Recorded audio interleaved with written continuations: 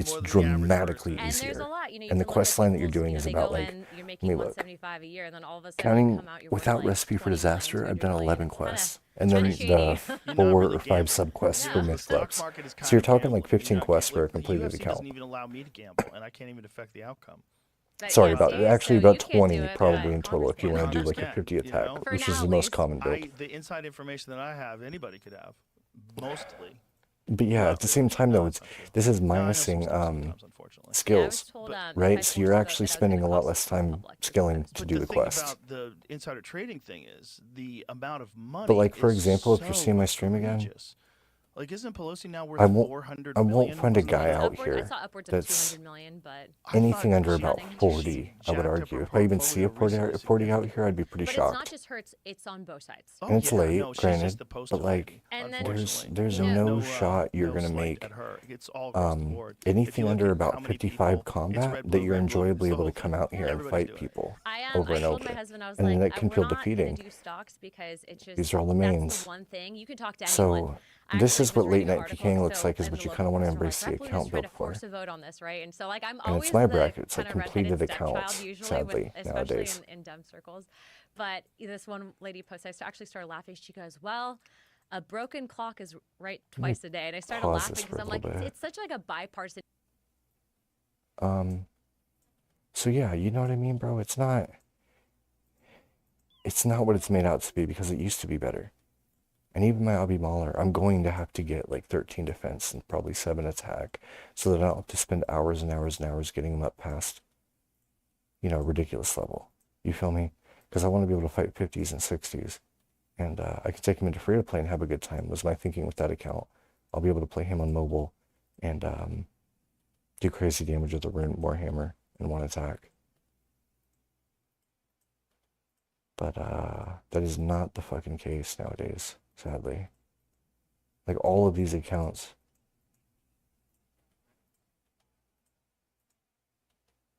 Yeah, they're all like 60s and 70s and stuff. So, you could also combo this out and make, like, this level 57 is going to be a great example. Yeah, 101 strength. He is, oh wait, is that the right, that's not the right account. Look up. Yeah, he's 50 attack, 70 strength, 71 HP, 75 range, right? He is like the perfect 55 for something like what you would want to practice. You could take this account at 57 combat and go fight like 65s, I want to say would be your range, and absolutely poop on them. He even has the fire cape, which is like your only other goal. Wow. He has the fire cape with 1 prayer. That's a pretty fucking unique account, to be honest with you. Whereas holding 4 keys. So he literally figured out how to tick manipulate Jad and do fire cape with 1. That's a crazy account. But it's also an account that, minus the Jad part of it that's hard to do with 1 prayer, is super viable for you with 43 prayer. And the same build would put you at about 62 from 57. But you kind of got to understand, like, there's a lot to this game, bro. It's not like just an easy conversation, sadly. If you wanted to do this, you kind of got to realize, like the pump is HP less experience. You know what I mean? Like, I'm 79 strength with 49 HP on my pure right now. And like that kind of stuff, and playing with the combat calculator. And then if we go over to Bounty Hunter right now, you'll get a better example of like the ranges too, because a lot more people are playing that super late at night. But you want to aim for like 50 combat and build off that when you go. You know what a combat calculator is?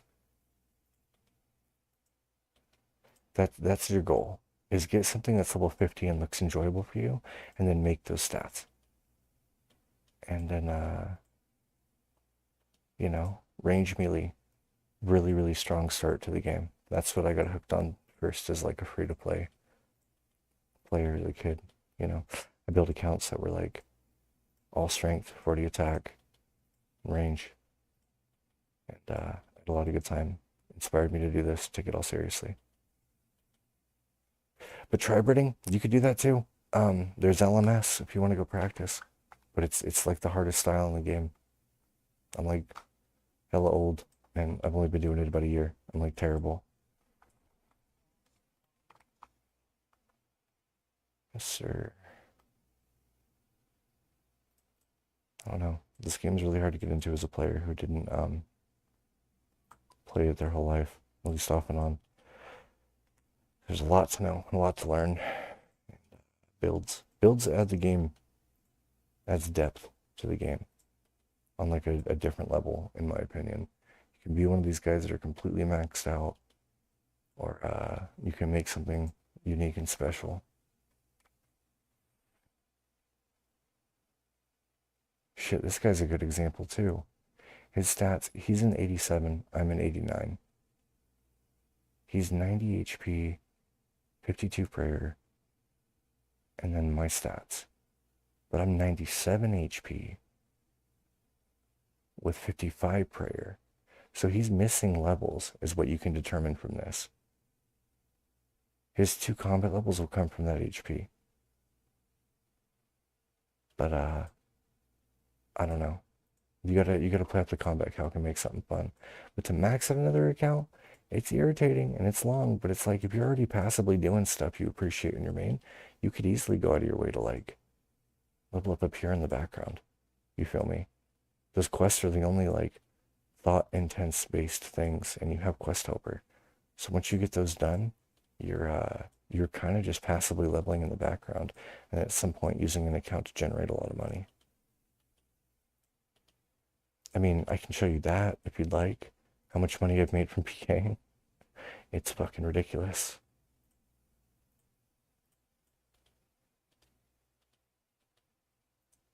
Like you're saying pures are kind of like not a thing. I just showed you like 200 active at 11 o'clock at night in Cali. But then if I go to Scully here and look at the value I've PK'd, can you see those numbers? That is a bill. This is this kind of loan. Got multiple others, but not like, I don't know. I've had peers I failed and ended up doing this, but this one being fully completed how I wanted it since I was a kid is a cool ass accomplishment. This only happened about 2 years ago, and I took a big break from the game. But yeah, I've done all the things I really wanted to do on it. I got my Halo from LMS even, and learned in there how to use my F keys, which is what you're seeing, you know, all the main PKers do. So yeah, I mean, it's a part of the game, man. It's definitely not dead. I run with the clan. Every Sunday we do 40-man wars. And even though I'm going to take a break from this game again and play something else, I'll be there for most of these Sunday trips with Venom. In my old streams on here, I think the last one or the one before was the last Sunday. And you can look up Venom, OSRS, like Snake Venom, and CR Wars as well. It's huge. And it's all people between 1 and 20 defense.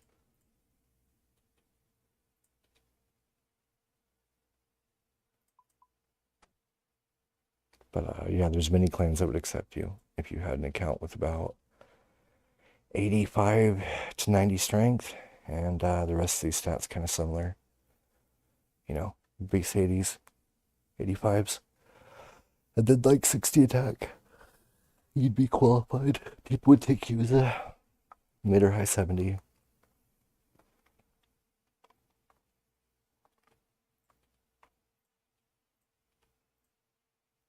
And you'd also find a community of people. But yeah. Also done like raids on this account to say like you can't PBM is also just kind of a skill difference thing. Especially when you get the damage up really high, like 95 plus. You easily can do raids on a pure account. I've duoed chambers multiple times and completed it.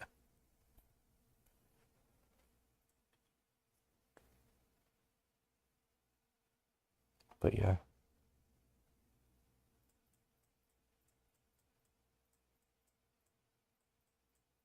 Say again? Yeah. Kind of the problem with these games. A lot of freedom of choice. But if I mean, again, if you're at the point where you're really bored, bro, I really can't emphasize it enough, especially if you have enough money to put into that 14 days and see what you can get done in those 14 days. There's, you know, there's a lot to be said about you're doing a lot on one account when the game easily can be played at 2 at the same time. Right? Especially nights like this where you don't got buddies to hit up. You can focus your quests or whatever click intensive shit you want to do, and constantly make some progression.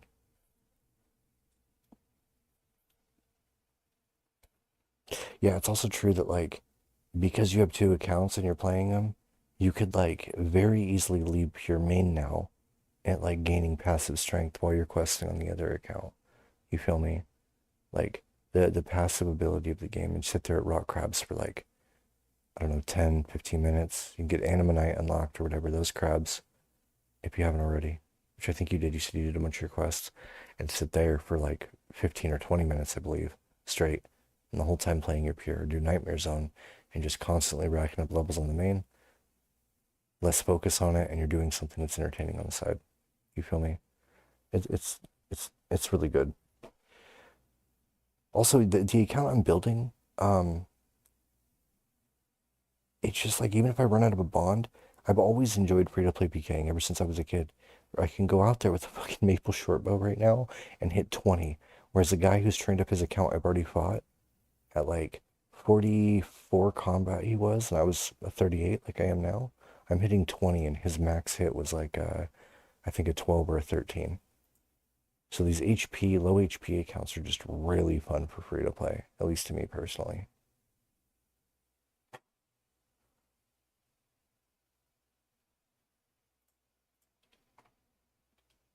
So yeah, I don't know. And the amount of builds, bro, it's ridiculous. You find a weapon you really want to mess with, something you know you're not going to get bored with, and you build your account around it. Be it like a Granite Maul, Dragon Weapons, you know, whatever. Also, you got to respect too, this is also really important that people don't know that don't PK. Bounty Hunter doesn't give XP, right? So you could build a 70 attack account and use the whip, and you'll never get attack levels in there. Or HP is also fair. So I can keep this account low too and still enjoy its quote unquote maxed best potential with said HP level. So I mean, it's a lot to think about, man. If you want to get into PvP, you gotta build an account though. I can't emphasize it enough. The problem with yours is that if you max out your strength right now, you would obviously still now have a dramatically better chance of getting kills, but you would be dealing with people that are 75 defense, which is the needed cap, and have 5 more levels into, be it prayer, attack, whatever. Like, you're at my bracket, and I promise you on this one defense account, when I fight people that are like you and I know have defense, mains, or meds, I come out with AGS and literally poop on them. I hit higher than you can with all of your best armor on. It's fucked up, but it's super true. You feel me? And when you're going to get 99 strength, you're more than likely going to be, I think 110, 108 probably, if you were to do nothing but strength right now. So, I don't know. It's up to you. Mains are fun. There's nothing wrong with continuing that grind, but peers are definitely very enjoyable as well.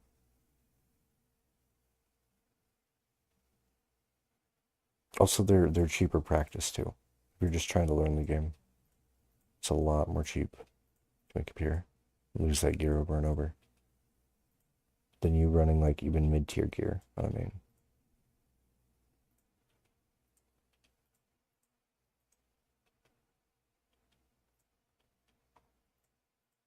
yeah,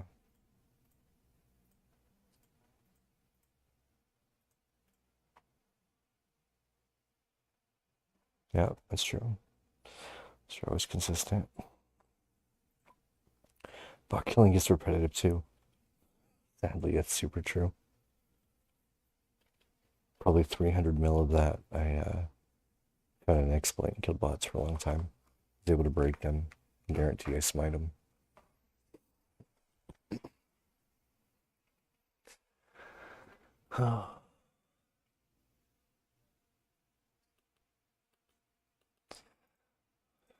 I PK'd everything in this first tab.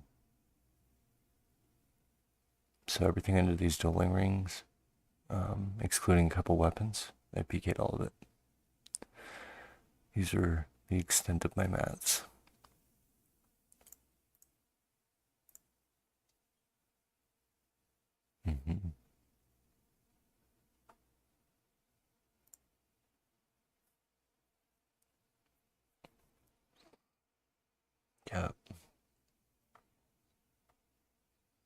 believe, well, lava scales are dropped from lava dragons, but these are, I think a chisel is used on them. I don't know what they do.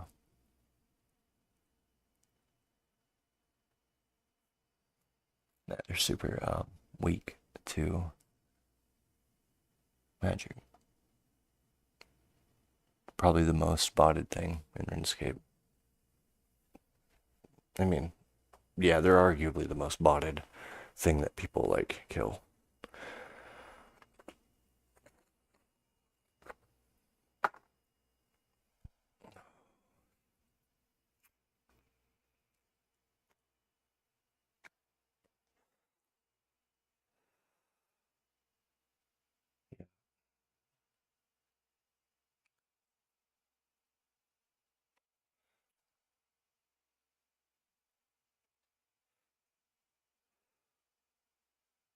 Yeah, and I mean, the Granite Mall's meta.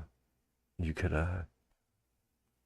do 50 attack and do like anything after like 60 or 70 strength, and you would get a lot of kills. Oh, the other thing too is you can kind of break this down into brackets for money. If you really just wanted to make an account to make money, you could get, I believe, I want to say like 34 magic. There's like a certain level where you can boost it up to a higher spell. I'm not on standards. Oh yeah, I am. Holy shit. Okay, look. So 35, let's say, right? That means you could get, I believe, 30 and then use a magic potion to boost it the last 5 levels. And then your account with just 30 magic raw, right? Like you only used like splashing and curses to level up, which doesn't take, this is a super quick process and extremely AFK. You can even do it in free to play before you bond up the account, right? So you save time. Then you can just go kill like chin bots or look for looter bots or scouts or rev holding bots, right? There's bots in the revs that just like hold the loot for their main account and make crazy money off low level killing. Kill the bone altar bots, or the players that go and use their bones at the altar in 44s. All of those would be crazy money as a brand new account. I mean crazy money. If you were to just go kill the bots doing the bones, you would make mills within a few hours. Also the chins, the ones that are farming the black chinchompas in the wilderness. Yeah, I forget the email on the account entirely, but I used to have a dark bow account that went out there.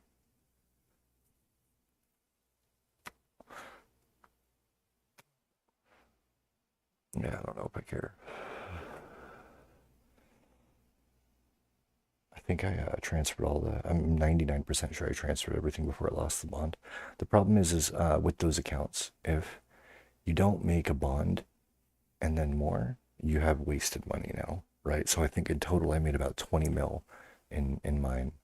While I was playing my main account, I would essentially fight deeper revs and then run past the chin bots all the time, so I could just see if there was an account worth picking, and then log in, kill it, grab the loot, log out, and repeat. And eventually, over that 14 days, I made easily 20 mil. I think 22 was the actual number. So I paid for the bond. At the time, I think they were 11 or 12. But bonds are really expensive now. If you were to drop like $5 though, this account would do nothing but gain profit. Or especially if you gave it 30 days from like 1 month of membership, it would gain crazy profit that you could throw onto your main. Much more than 2 bonds. And it would be enjoyable, right?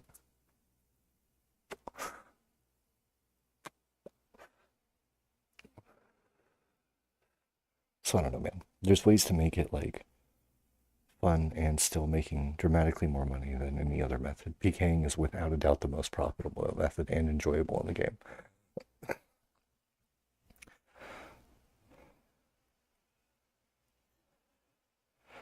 That is also not how that plays out, but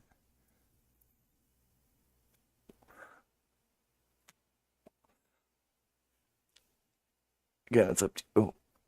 You end up making more money than the best item you brought out, especially if we're talking like a granite mall. Like that's a mill. I kill dudes for, I mean, I've got screenshots within the Discord that I'm in. I'll share my screen and show you real quick.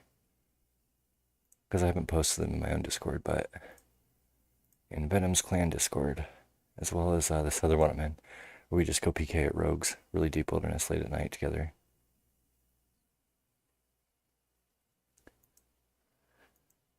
Accurate. So here's, for example, some of the kills that other members have earned. There's a 14 mil from the tri-breeding shit that I'm learning. 1 kill. Here's another big one, 23. I'm assuming these are, okay, Jack did those. This guy got a pet. Sacred with 1. Jeff gets pretty crazy kills too. Ghost. Here's one of mine. That's a 4.4 from Bounty Hunter. That's a 5.1, yeah, with the manacles. And then here's a 2 milli. It's like that piece right there, that's 7 Gmols in correlation, right? Another 2 mil. I also earned another 4 mil. This is all within, I could show you, I could log into my account and show you. I haven't played the game in over a year and a half. I bought a bond, I'm on like my 4th day. And in that much time, we're easily up 30, 40 mil. Another 2 mil. Another 3 mil. Like, that was a post from someone killing one of our clans. Here's me getting keys. These are when we were out at Rogues. 26k, 300, 300, 170, 170. It's like almost a mil right there. 2.4 plus the 500, 200, 300, 200, 300. Another mil. Bounty Hunter. Like, I think that is where the end of my posts are personally. But that date, Set Rejoined Venom, was on the 7th. And we're the 10th. So in 3 days, I've made dramatically more money, I would argue, than anything you pulled from Callisto. In those combined 3 days even. Or even a week probably. Like, you get one good drop from Callisto and it's like a shard or something for a Void Blade. Void Waker. You feel me? Like, I don't know, man. I couldn't do the passive stuff. That's why my skills are what they are. They're literally the skills required to get the best items for my peer. And that's it. I don't enjoy that side of the game at all. No, it actually absolutely does. You're definitely going to die a lot at first, but if you get behind it and you try to enjoy it as well as learn, then you, without a doubt, make money. I mean, if you take the build I'm telling you and get a 50 attack account, it's insane the amount of growth from you getting nothing but luck, let alone skill of getting any kind of better. Granite Mall is instantaneous.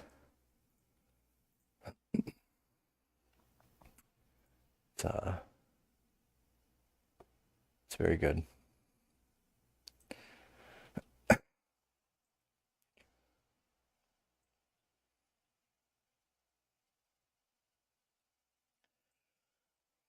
But yeah, I don't know.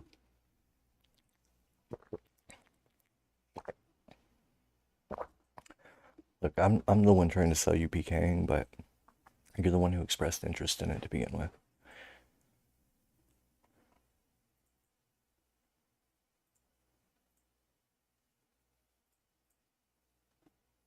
Yeah, but your account is still garbage. Bluntly put.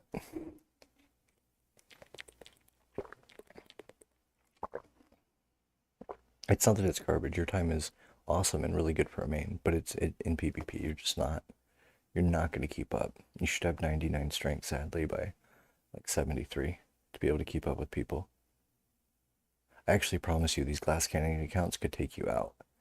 If you fought a 73 with like 60 attack, like their max 60 attack, 99 strength, there's a good chance that account claps you.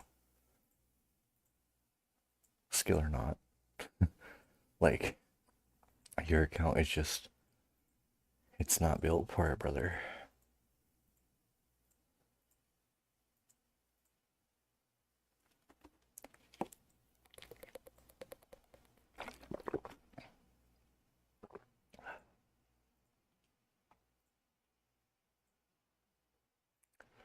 That's why I always give up on my mains. I've got accounts that are kind of close to your level. I think I've got an account that mimics your stuff pretty good. Huh. I actually think that's the name of the account. So can I? Oh, no. That's the one I have that I built up close to yours.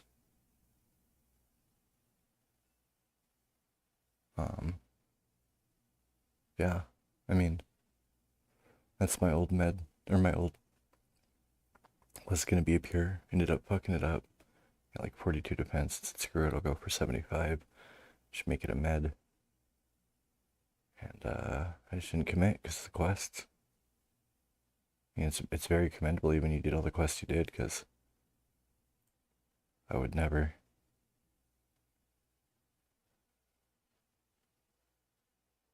Huh. This is another one with lower defense. Let me see if I can do.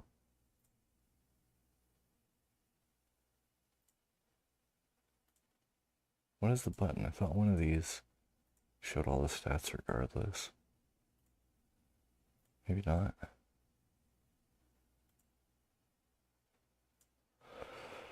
Oh well. Yeah.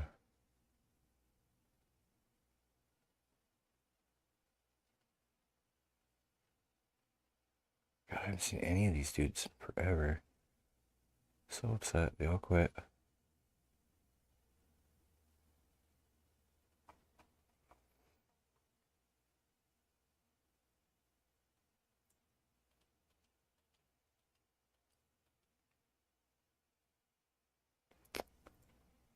Yep.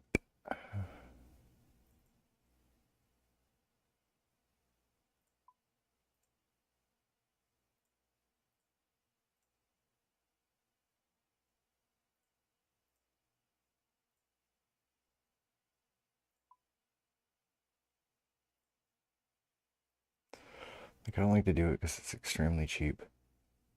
But those big kills you'd seen in the screenshots, those 20 and 30 mil keys my dudes had PK'd, I can get those kills. And I can do it pretty easily with this small. It's like just rude. Doesn't feel nice.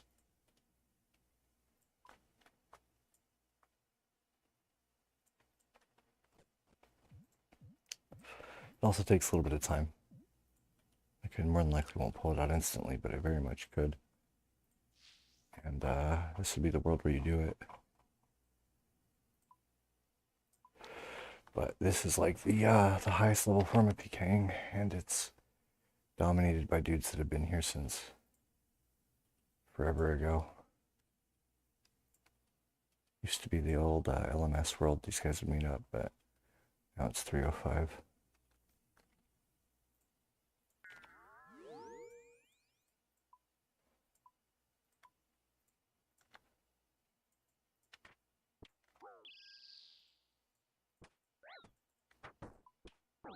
Oh, I didn't even pray.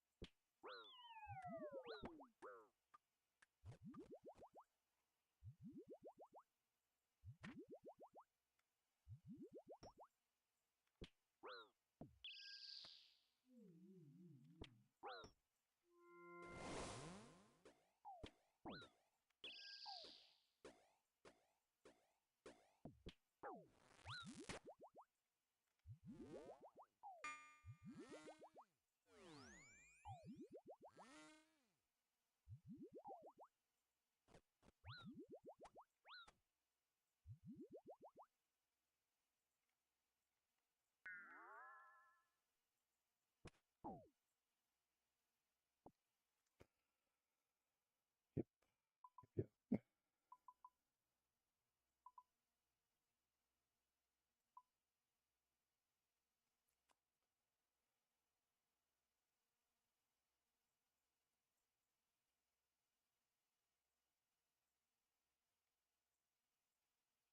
I don't know, man. No? I don't know.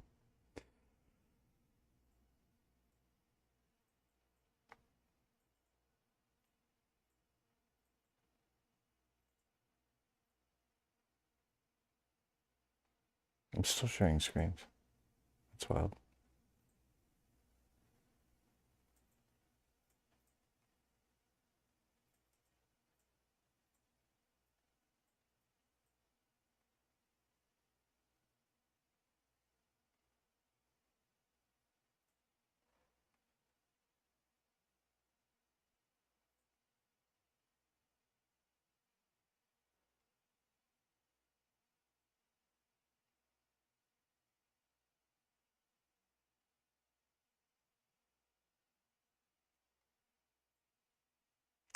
What's your bank at? Yeah, I mean, for you to sacrifice 15 on a bond is, I don't believe the craziest thing. And you do this side of the game like you're clearly wanting to invest in.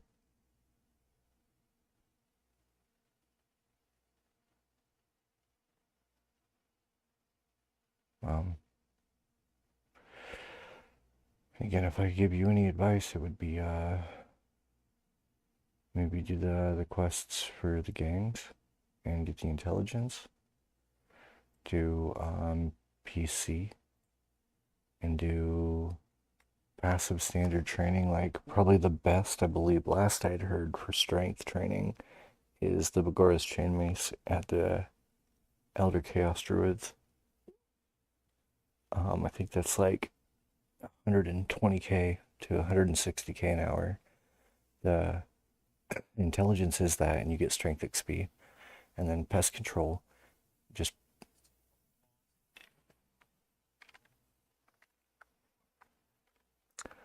yeah, but if you max out your strength, you're also like gonna enjoy the account more. Will you? That's the point.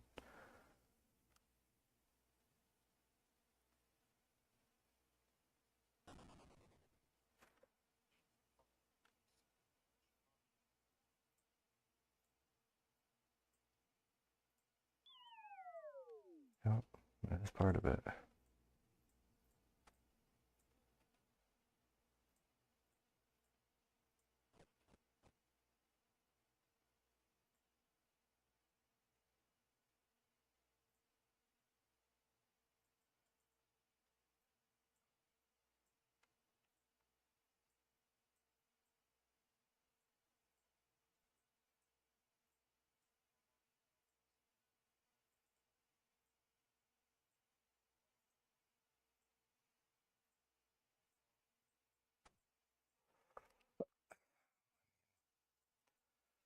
Each their own, bro.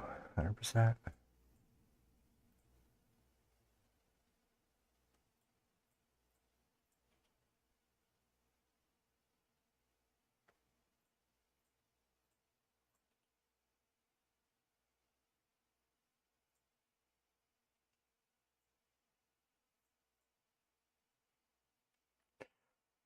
Well, yeah, I'll talk to you tomorrow or something, and you can go more in depth in this if you want.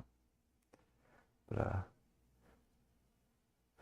yeah, I'm gonna keep the stream rolling, but I gotta keep that video playing too. And me talking on it doesn't really help, so I'm probably only gonna be on for another hour or two. I really want to finish this. This chick's pretty informative on this conspiracy shits. It's pretty fun. Word. Deuces, bro.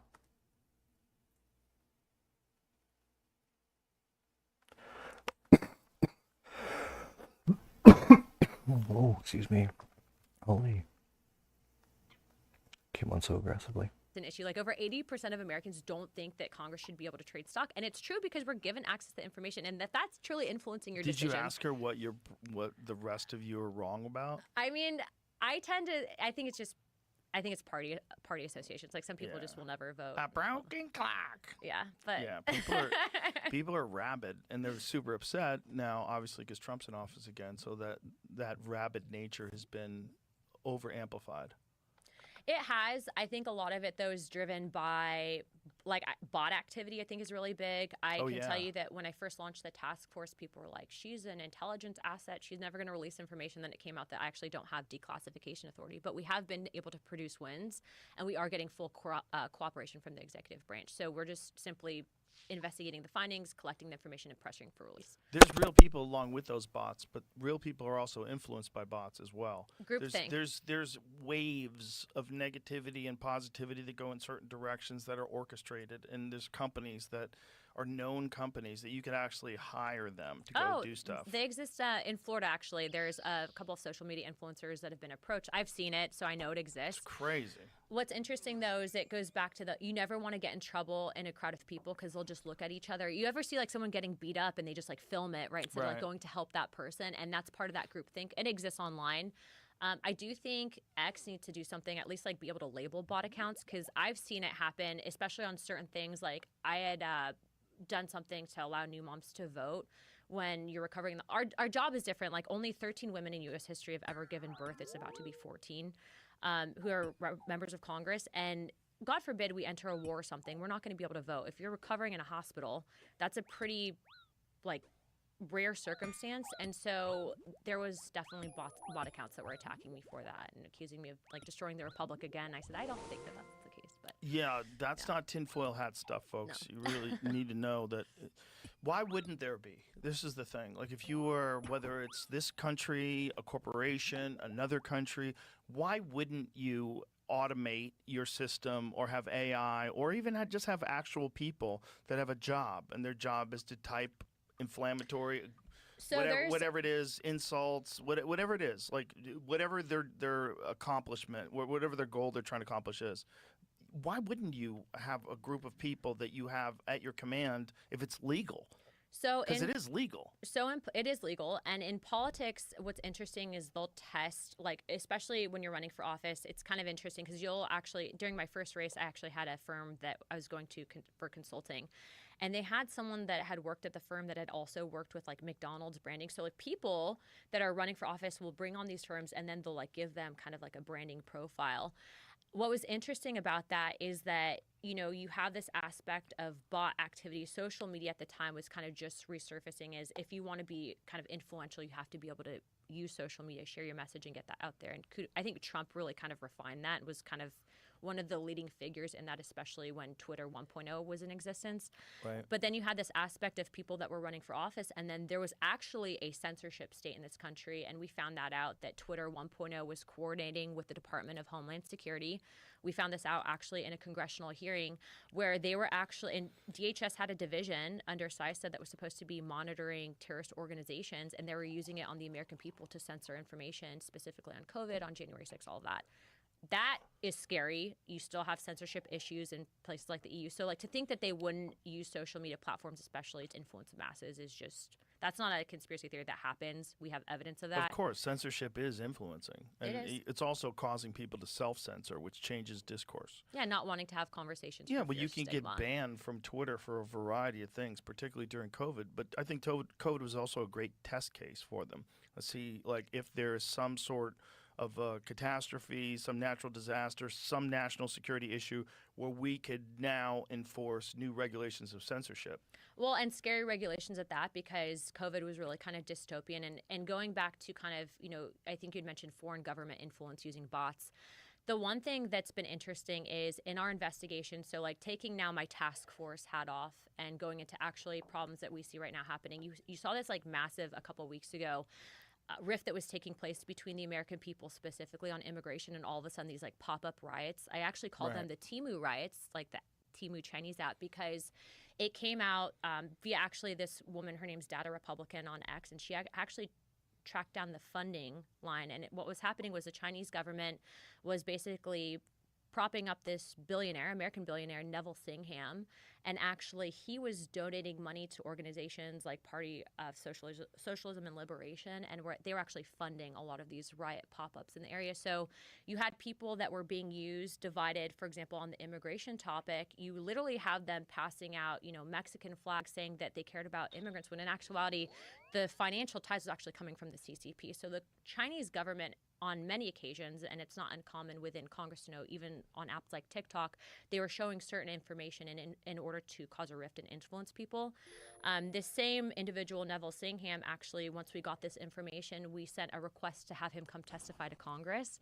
And he spends part of his year in Shanghai, China. And so we were not able to deliver him his subpoena, basically.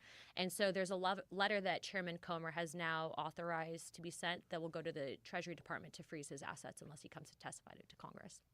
Wow. And that, mind you, this is not, people, and look, I started out before politics with my feet getting wet as an activist. Like, that's actually how I started out in politics.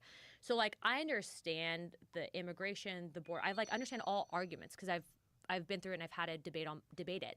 But what's the problem for me is that you have foreign governments trying to cause a rift and then promote ideologies that will empower people specifically to push forward policy that will actually put us as second tier as opposed to the Chinese government. And I do think that the Chinese government in their execution has been very, very specific about how they want to hinder our ability to be global dominators. And I think when you're looking at what happened in COVID timeframe, right? So a lot of people said that Wuhan lab leak, that was a conspiracy theory. We now know that it happened and that was true. But at the same time, if you look at what President Trump was doing, he was actually trying to negotiate trade with China and he was winning. And then all of a sudden COVID happened.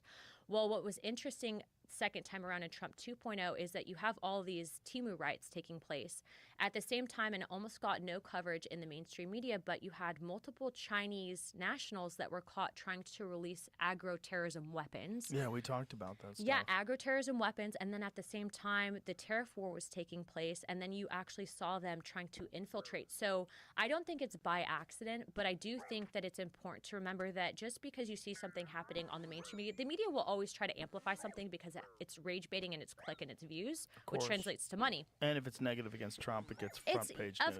Of course. But when you actually look at where the funding stream is coming from, it actually goes back to China. And this is not the only incident where they try to drive a wedge between Americans and then actually compartmentalize with Hispanic Americans specifically. So in 2016, now the largest voting minority in the country are Hispanic Americans, specifically of Mexican descent. And I think you can find that stat on pewhispanic.org. So when you're looking at voting demographics, how could you influence an entire demographic to help skew or influence a midterm election? And it would be specifically probably on the immigration topic to try to race bait people. But then you have this aspect of the same guy, Neville Singham. His wife actually funds an organization called Code Pink. So this is all Chinese money now going to a separate cause, and this one specifically is on the Israel versus Palestine issue. They don't care about Israelis or Palestinians. This is a Chinese-funded group, and what they're doing is they're using that front in an effort to then divide on that topic as well. So it's a multifaceted approach using minority classes in order to actually push the end goal, which would be communism.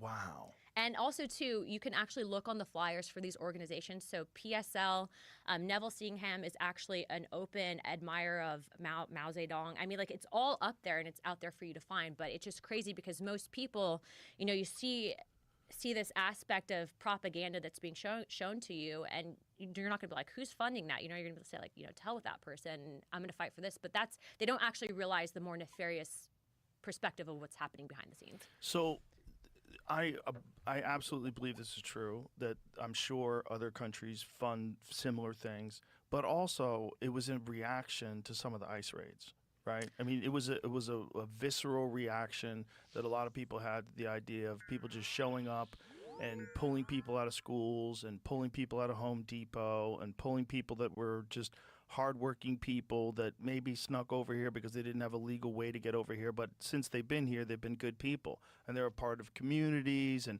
that's what freaks people out, because when people thought about ICE, they thought, great, we're going to get rid of the gang members. They didn't think, great, you're going to get rid of a landscaper. But the question is, why didn't they do it then why did these riots and why did this disagreement not happen under I don't disagree with you. I think Obama-Biden?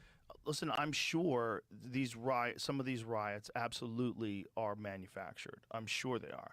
I'm sure these pallets of bricks that get left off on corners when they know that there's going to be Oh yeah, that a was BLM crazy. riot, Yeah. that's bananas. Well, and but they fundraise. But to your point, so how do you fix something like the immigration system as a whole, right?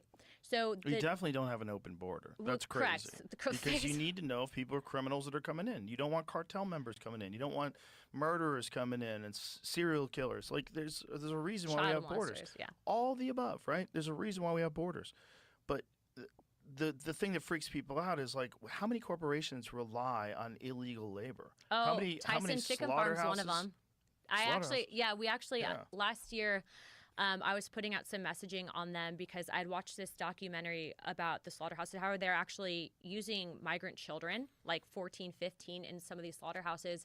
And the lobbyist from Tyson Chicken Corporation contacted my chief of staff at the time and was like trying to basically say like, hey, like basically back off. But like, I don't care. Like, it's wrong. Like, I don't care where you're on the spectrum. You shouldn't allow migrant labor with children specifically because it's child slave labor. I'll tell you a story that a high-level government official told me. Okay. I don't know if he said it on here or not, so I don't want to say his name. Wait, so he was on here, so then that narrows it. Fucked up. Okay, it's okay. Someone actually said to him that they don't want to stop the illegal immigration because they need cheap labor. Correct. I actually think that it'll never stop, at least not in that Congress. They don't have to pay them any benefits. They don't have to take care of their insurance. Or pay them at all. Well, they pay them, but they don't have to pay them what they're supposed to pay them. Well, I've heard cases where people, specifically contractors, will walk on people if they know that they're here illegally. And like, so going back to like, how do you fix this? Right. Is one of the top cases that I handle aside from Social Security help and refunds, like within my congressional office. So a congressional office does constituent services, and it's basically like customer service. Like, have you been victimized by the federal government? You know, call this number. That's your congressional office. So specifically on immigration cases, like if you've had an issue with the State Department, visas, all of that, you can contact your local congressman. And so what I will say is that we've had people that have spent like tens of thousands of dollars to come here, but it takes like 20 something years to do. And that's part of the problem is there's been such an influx and such a bog down of the actual system that our actual system is not functioning at the capacity that it should to actually help people come here the correct way. Well, especially poor people, right? And if you want to immigrate to the United States, the application, one of the things they ask you is, are you an expert in something where people in the United States can't do it? Like a doctor or maybe you're a musician and like no one else could sing your songs. Like you maybe you could get citizenship from that. But if you're just a landscaper, you're just a guy who lives in a third world country and you want a better life and you say, I heard you can get across. And I heard when you get across, you can get work. Like, what is that guy going to do? That guy doesn't have the money to hire a lawyer. He's not going to. How is he going to prove that he's more valuable than a United States citizen that's already here doing the exact same job? I do think that unless we are able to assign probably more lawyers, more judges to actually hear these cases, it's going to continue to be a problem. And I have heard, on the floor, these are conversations between members that, to a certain extent, especially when you're talking about, like an e-verify system within the ag industry, that actually members of that committee don't want that because they know that the farmers are actually heavily relying on some of these illegals to work in their fields. And construction crews and fill in the blank. So I can confirm that. Yeah. That's so legitimate. Isn't the solution force people to pay everybody exactly the same way? Well, yeah, because you don't have the decrease in wages. However, I think the bigger problem that we have here, though, is that at least specifically in my district, and then also too having argued this, is that this gray area that's been created, in my opinion, they don't want a solution for. They do it intentionally with the understanding that both sides are going to fundraise off of it. In my opinion, if I was to be able to actually fix this, I would say that you have to, pause, let the system run through, take everyone in, vet them, make sure that they're not criminals, etc. But then the system allows time for it to actually catch up to itself, and then you can continue as is. What you just said was so scary, that they don't want to resolve it because they want the issue to exist so they could fundraise for it against it. Yeah. That's so nuts and probably so accurate. That's probably so accurate. Because anytime anything ever happens, one of the first things they do is like, please donate, like throw it up. Yeah. So all the people But- that are very reactionary are like, I can't believe this is happening.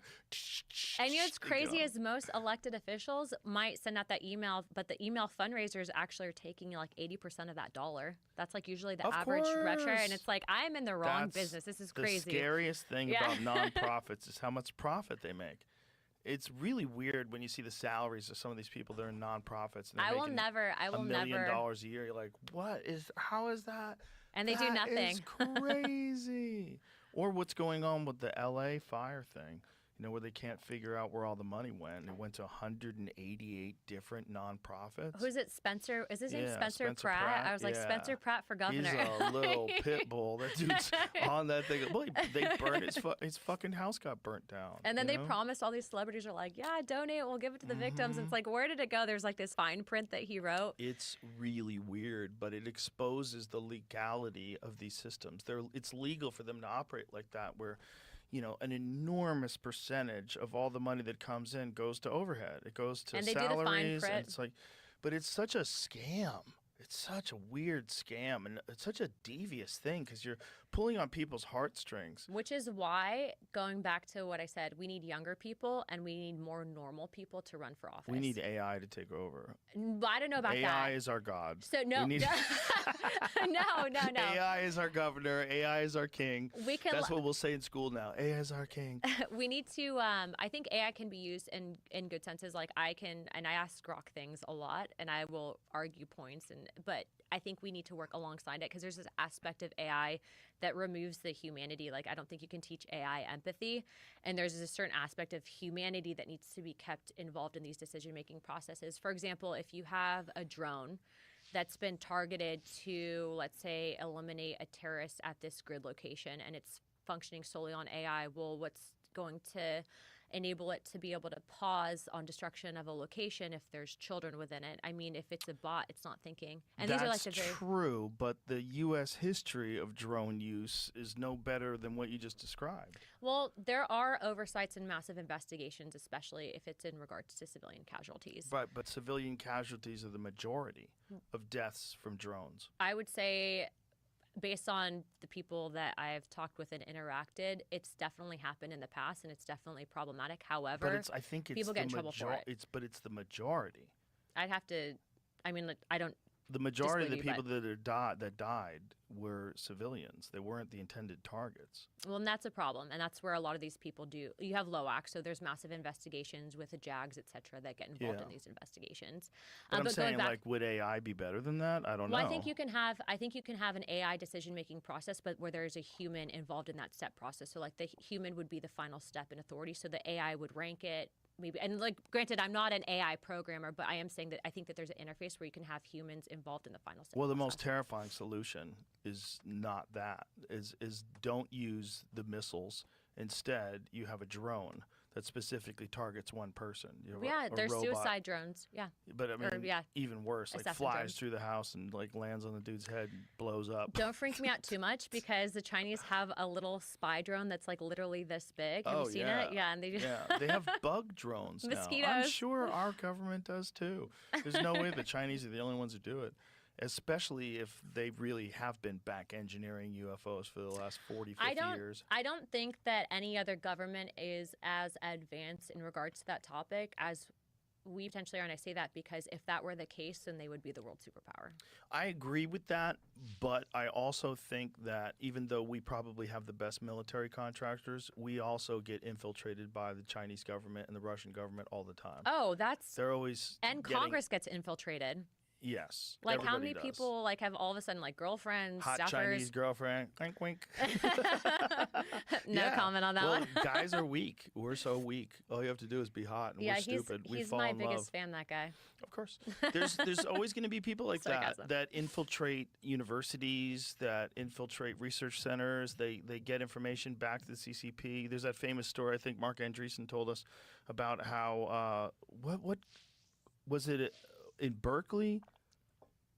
I forget what the corporation was, but the power went down, and so all these CCP people panicked because they were supposed to send the information back. And if they don't, hey, maybe your grandmother doesn't get her medicine. Maybe, you know what I mean? Maybe your family gets a visit. Like, you have to be on time. The University of Michigan has now had like, what, 2? I think those agro-terrorism was like University of Michigan. Yeah, and then it's like all over the country. They've been infiltrated by, like, these governments have, like, very cleverly inserted their ideology into these universities. Like, Yuri Bezmenov talked about this, that Russia was doing this in the 1980s. It was 1984. The one thing that's been interesting is, and a lot of people aren't talking about, there's one representative member, Republican from California, that's addressing it. But when they have surrogates have children here for U.S. citizenship, but then they take them back and fully integrate them and educate them in China.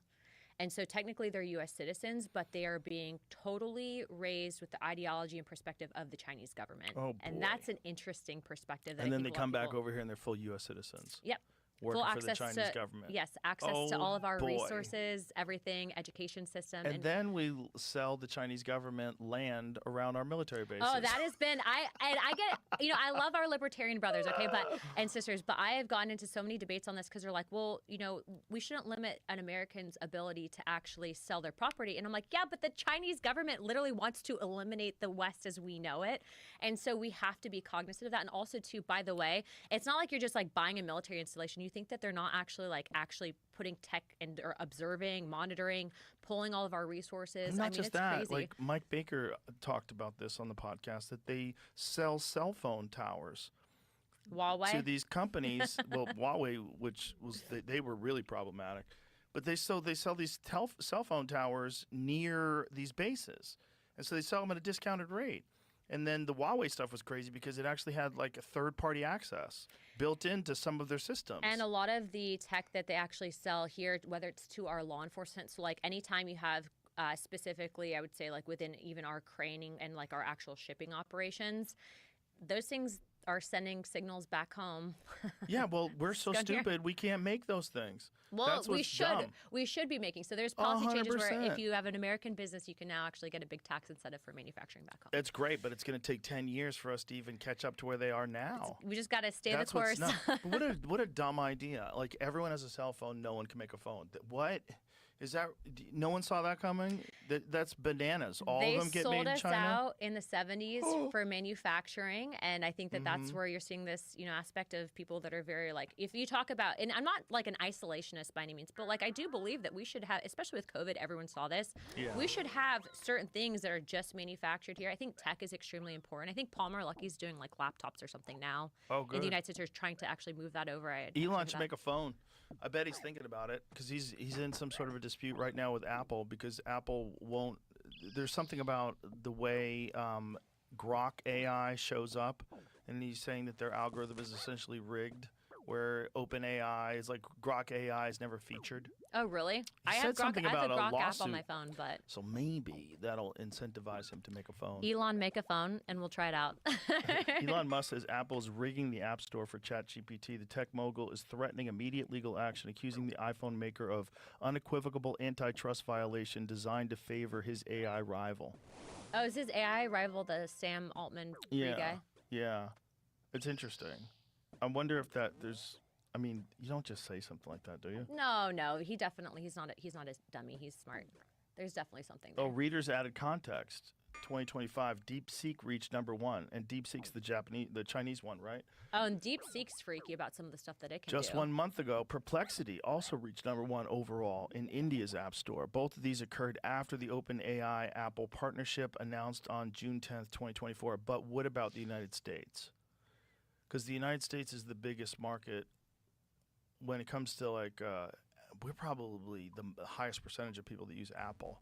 In the world. It's literally when you go to buy a phone, it's usually an iPhone. And that's it. I think it's something crazy with kids. It's like 84% or something like that. Oh, don't get me. use If you have a kid, keep them iPhones. off phones as long as you can. Yes, for sure. But I Parenting mean, advice. but the point is, like, the App Store in America is the monopoly in this country. If you want to get an app, I mean, it's not a monopoly, but the leader, the head leader. To be honest with you, I've only ever had an iPhone, and so that's the only platform I've ever used. I know it's like Android versus iPhone. No, I have but both. They're both really good.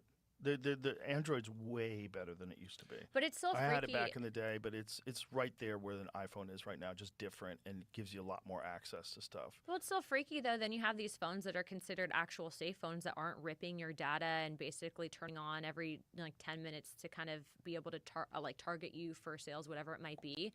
I can tell you that, you know, given my job and some of this stuff, I am totally freaked out by having an iPhone, and I look forward to the day where I don't have to have a phone. I'm going to get a flip phone.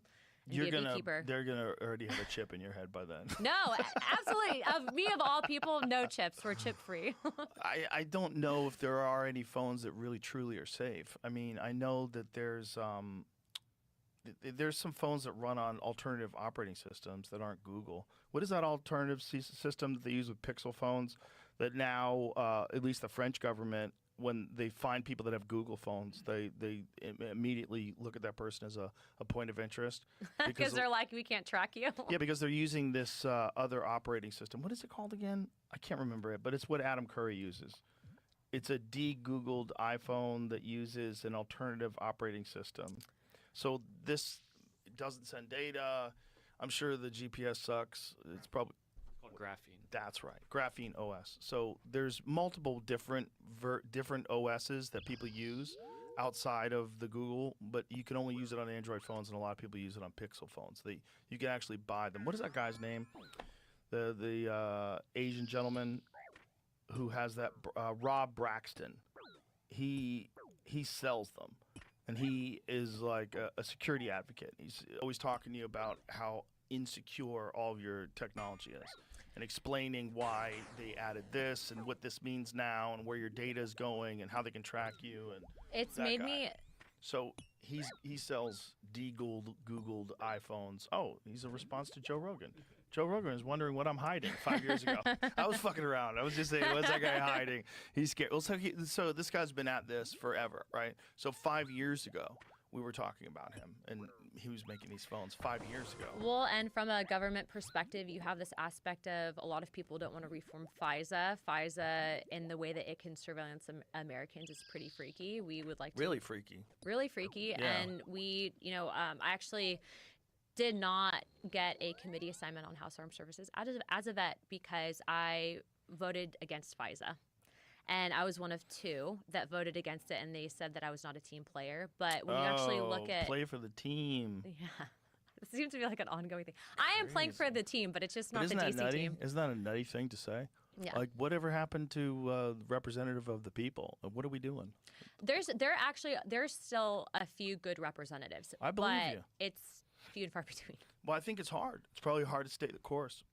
It's probably hard to keep your morals and your ethics. Why everyone around you isn't. You have to not. So some of the best representatives, best even people in government, are the ones that did not have to do this job. Right. And That that's makes sense. because if you're giving up something to come here, it means that you're doing it for the right reasons. The following is a conversation with Ku Jin, an economist at the London School of Economics, specializing in China's economy, international macroeconomics, global trade imbalances, and financial policy. She wrote the highly lauded book on China titled The New China Playbook, Beyond Socialism and Capitalism, that details China's economic transformation since 1978 to today. And it dispels a lot of misconceptions about China's economy that people in the West have. And now, a quick few second mention of each sponsor. Check them out in the description or at Lex sponsor. Politically, socially, economically. Aleo is powered by Altitude AI, which identifies shifts in inflation, interest rates, and global risk, then adapts portfolios in real time. Obviously, some of these topics, the intricacies of global markets, is a topic we discuss in this very episode with Ku Jin. Anyway, I use Aleo. It took me just a few minutes to set it up. It's designed for both hands-on and hands-off investors. I am more engineering stages and in the later stages, and you get to calls and creating accounts. All right, one more. Make an agent that all walks of Jen. So, we're seeing right now.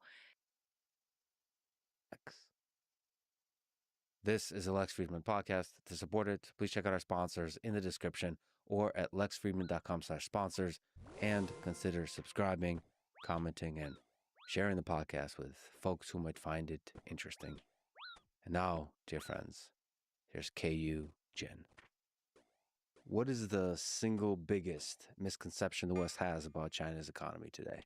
The biggest misunderstanding is somehow that a group of people, or even just one person, runs the entire Chinese economy. It is far from the reality. It is a very complex, large economy, and even if there is an extreme form of political centralization, the economy is totally decentralized.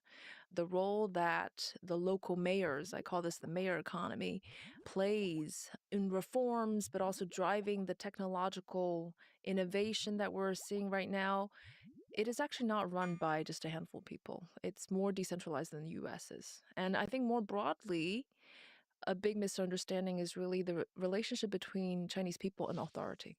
Can you elaborate on that? Well, people think that somehow there's almost blind submission to authority in China. We have a very nuanced relationship with authority, whether it is, between kids and parents, or students and their teachers, or with your bosses and the Chinese government. It's kind of the same thing. There's paternalism. They think that they're responsible for you. But deference, a certain amount of deference to authority, is not blind submission. It's been written implicitly in our contract for thousands of years that in exchange for some deference, we are given stability, security, and peace, and hopefully prosperity. So there is some element that we have in the West of freedom of the individual, so that a little bit of the rebel is allowed in balance with the deference to authority. Yeah, absolutely. Without that, how can you have this radical, dynamic entrepreneurialism you see in China? You don't have a sense of self, a sense of the fact that you can find opportunities, you look for opportunities, you drive opportunities. It's all self-motivated. Is there still a young kid in China that's able to dream to be sort of the stereotypical Steve Jobs in the garage, start a business, and change the world by doing so? There are millions of young kids like that in China. They might not be thinking about changing the world, and this is where the Chinese approach to innovation is very different from the Silicon Valley one, I'd say. But they see opportunity. They see a country with 1 billion consumers. They see scale. They see speed. They see that with their dreams and the team that you have in China with engineers and the digital transformation, you can do so many things. And this generation of young people think about transforming their local economy. I think we're going to get into this, but it's no longer going to just be manufacturing. The young kids are entrepreneurs. Well, let's stay in the big picture a bit.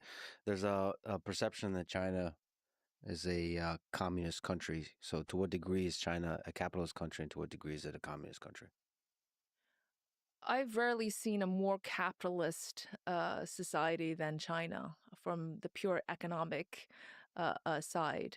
I've rarely seen companies that are as competitive as Chinese companies, people as ambitious and obsessed with making money as Chinese people, kind of ruthless, actually. And look, consumers shop, firms invest.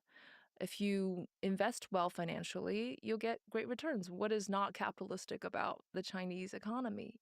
At the same time, the social fabric is highly socialist. First of all, the state-owned enterprises dominate many of the sectors. The state banks control the financial system.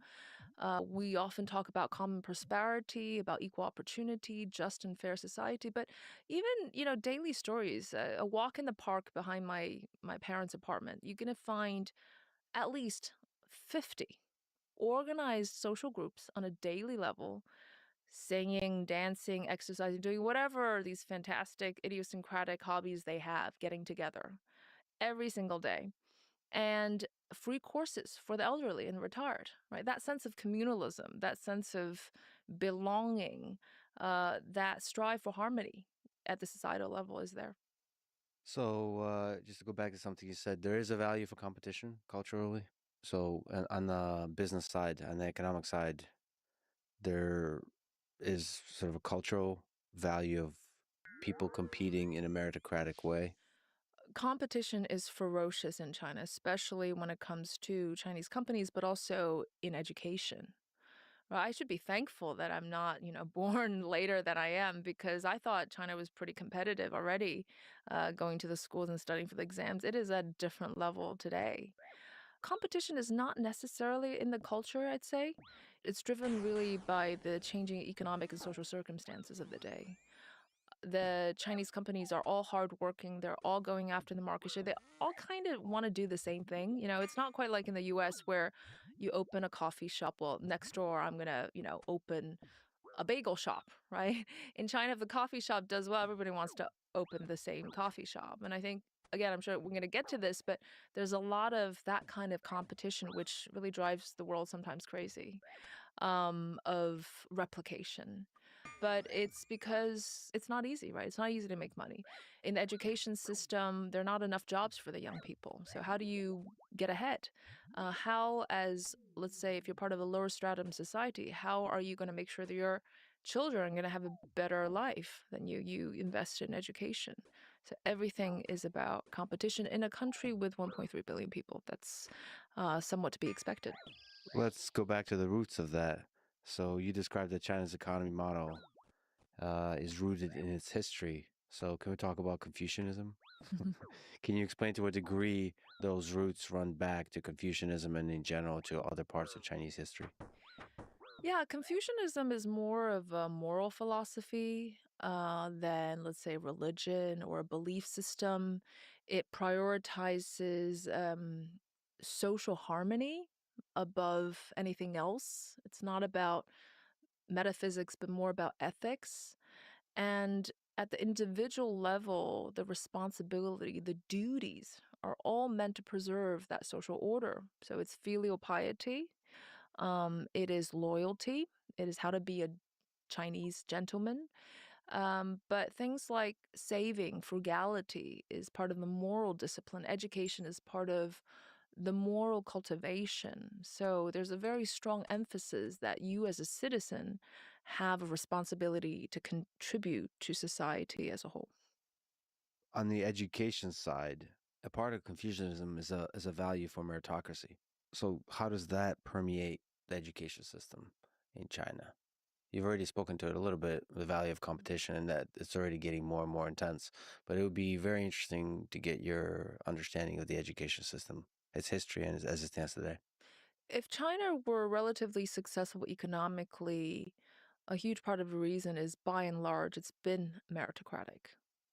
That is changing somewhat now, but the only way that you have still that many poor people, especially a couple decades back, still be in harmony with society, seeing all these rich people, make tons of money and you're still belonging to that lower stratum, the only reason is that you believe that your children have a future through meritocracy. And even though it's imperfect, it's highly imperfect, standardized testing, all this competition, all of the hours and the tutorials to studying for standardized exams, well, that is a very realistic scenario in China because there's that many people. When I was growing up in school, we had 60 people per class, and there were 10 classes in one grade.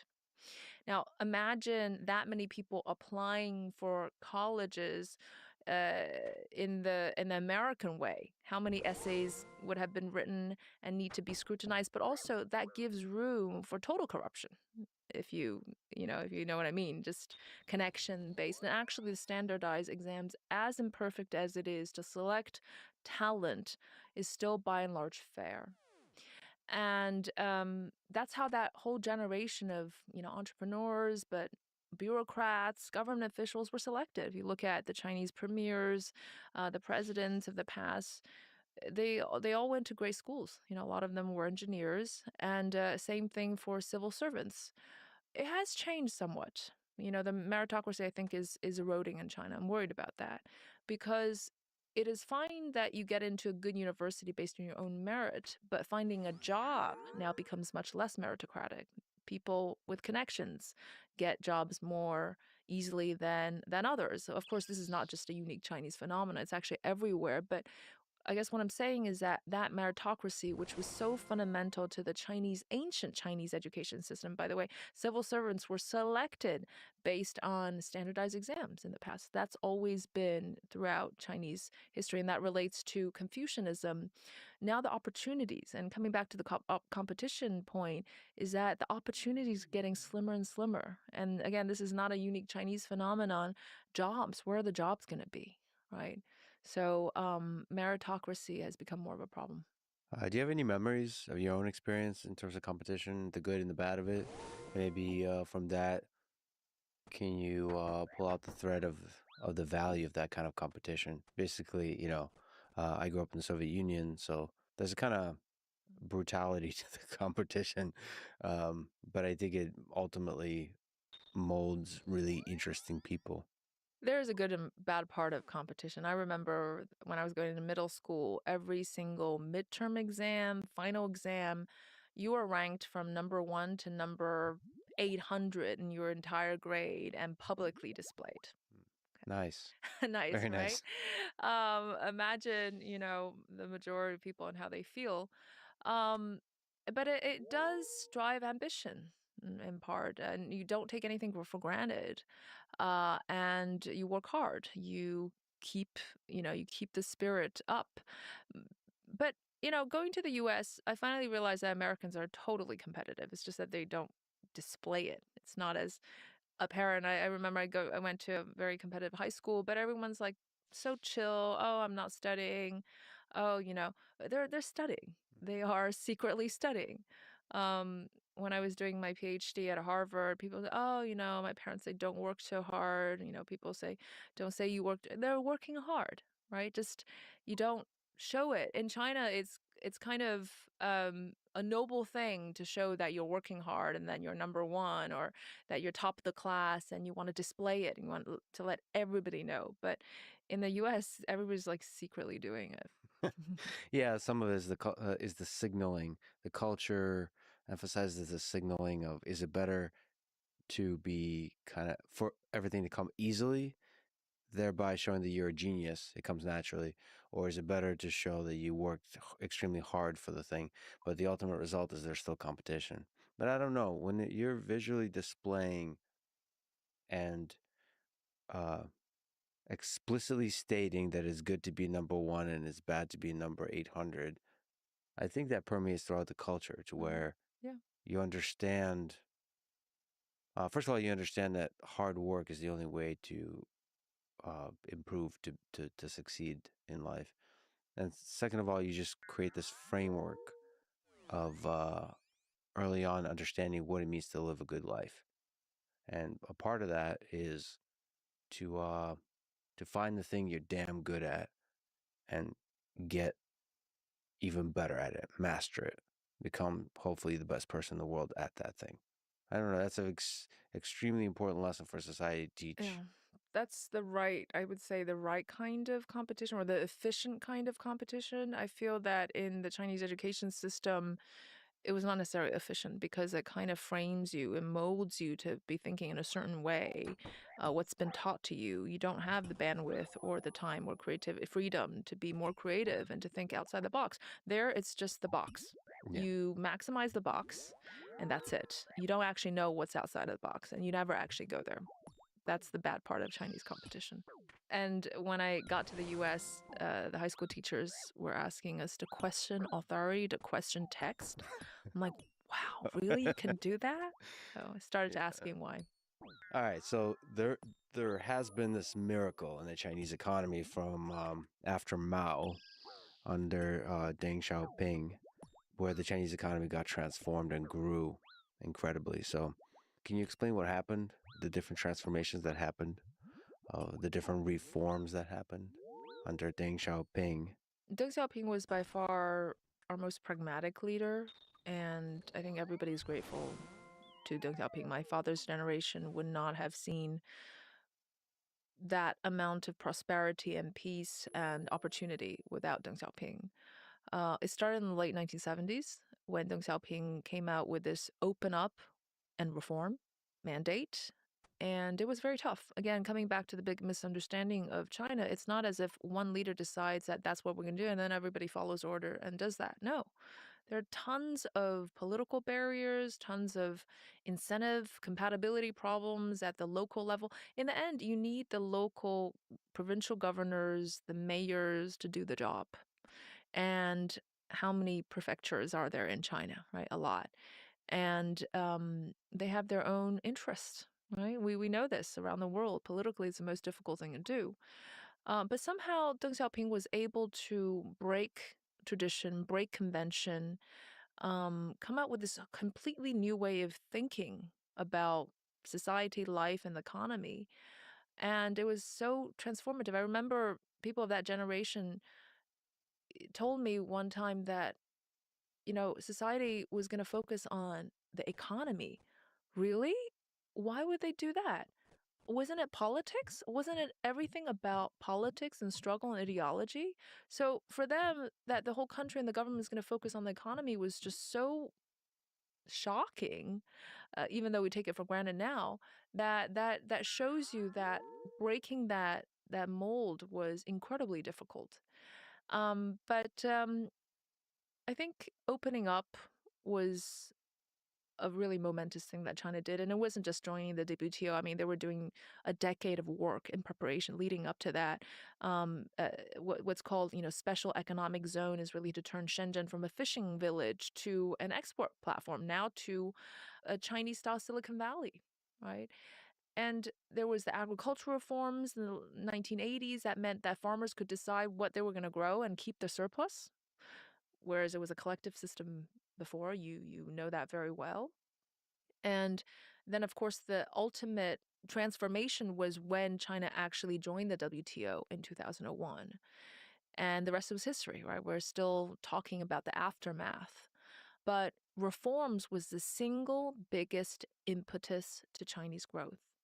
And every time there was a major reform, it was followed by a good decade-long growth. Every time growth went down, there was a new series of major reforms rolled out, and then, oops, that, led to another wave of good growth. But I'd say that reform pace has slowed in the last 15 years.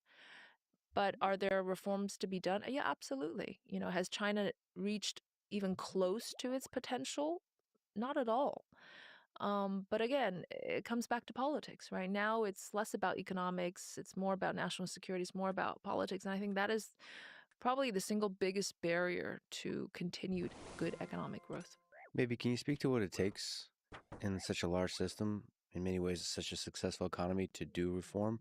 So you mentioned pragmatism. Deng Xiaoping famously said that it doesn't matter whether the cat is black or white as long as it catches mice. So there's that pragmatism Yeah. that I think underlies a lot of great reforms. As a contrast to Soviet Union, the Chinese economy, as I mentioned, was extremely decentralized. In Soviet Union, the ministries were in charge, it was central bureaucracy, but a lot of the power were given to these provincial governors, party secretaries, mayors of different sorts, and they were incentivized. That's the key, is that these mayors were incentivized to do a good job. If I were successful on a radical reform, if I were successful, I'd be a national hero. And then that reform will be rolled out in every single city in the country over time. And I will be promoted to the higher rung of the central government. And who knows, I might even become vice premier, president one day. That was how the individual was motivated to carry out these really tough reforms. Now, China has changed a bit, right? It's not about being radical and radically successful. It's about being safe, right? So when you shift from basically an entrepreneurial state to a safe state, then the objective function changes and you see it in different economic outcomes. So maybe can you speak to that? What are some important things to understand about the structure of the Chinese state? Well, the central leadership politically is extremely powerful and it's very consolidated, but they hold a very crucial key to the local governments, which is that they decide their fate.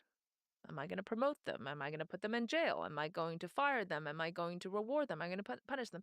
They hold that crucial key. And I think what was, very surprising for most of the Western audience is that when I mentioned about the mayor economy, there's like, why don't our American mayors in each city do these very radical things and then push for GDP growth and technology and innovation? It's quite different. I think this is where China's very unique in the world, is that political centralization, economic decentralization, and the yardstick to measure local mayors' competence through, in the first stage, it was GDP growth. So I am a mayor of, the city of Nanjing in Jiangsu province. I'm going to like peek at my neighbors' mayors' city's GDP growth, and I'm going to be very, very competitive. By the way, I forgot about that. Competition is extremely competitive among the local government officials because you are competing with other mayor for a top job, right? So you need to do better than them. And whether that was efficient structure or not, I cannot comment, but it certainly just fueled this massive and rapid expansion, economic expansion. First, it was industrialization. Everybody wanted to do exports. Then they discovered, oh my gosh, we can have so much fiscal revenues coming from land, right? Selling land and real estate.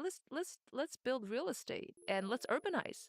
And then the money kept coming into these local governments, and that they can spend it on nurturing more companies or supporting real estate or supporting investment, and they can do a better job. So then it was geared towards real estate, and that's how the property cycle became the big thing. Everything was at double speed because of what the local government's incentives were designed to do. I say now that China's biggest challenge is consumption, right? It's not production. We know that China is very, very competitive in production and supply. China needs to be a consuming country to be a rich country. Why don't you put consumption as part of the yardstick for measuring local governments? For a while it was environmental protection. Guess what? Very few of them will really want to do it seriously because it goes against the incentives of driving growth, right? They would suffer on GDP growth if they were very serious about environmental protection. So for a couple of years, nothing happened in China on that front. And then the central government got really kind of concerned and even angry and frustrated. So they decided to put that as a penalizing factor. And then guess what happened? Well, actually, environmental protection sped up, and in the matter of short few years, I see blue skies every day in Beijing. That's how it works. So GDP is a measure of success in production. What's the measure, or what does it mean to be successful on the consumer side? You said it's important to improve that. What does it mean to be a successful consumer nation?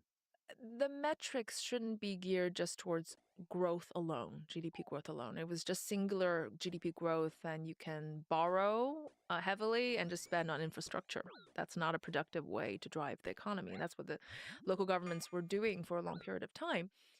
In the last few years, innovation, unicorns have kind of been an implicit yardstick for local governments. That's kind of how we've seen these great, EV companies, 80 cities doing EVs. I mean, do we really need 80 cities to do their own EVs, right?